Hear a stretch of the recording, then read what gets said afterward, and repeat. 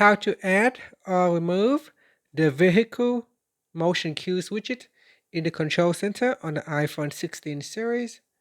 First, let's go back to the home screen by swiping up at the bottom of the screen. And from the home screen, swipe down at the top to open up the control center. Next, we tap on the add button at the top. Then we go down and tap on add a control. Next, in here, scroll down to the bottom.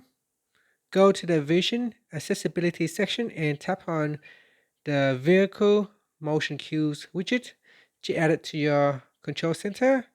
Now you can drag on the handle on the widget to enlarge the widget or to make it smaller.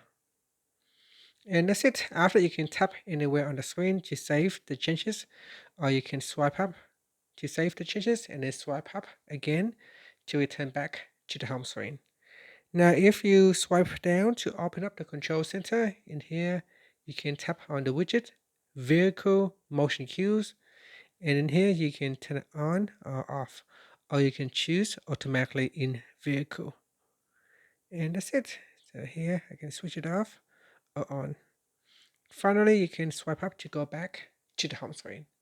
Now, to remove the widget, you can swipe down and then simply tap on the add button, swipe down to open up the control center, then tap on the add button, and here tap on the remove button to remove the vehicle motion cues widget from the control center.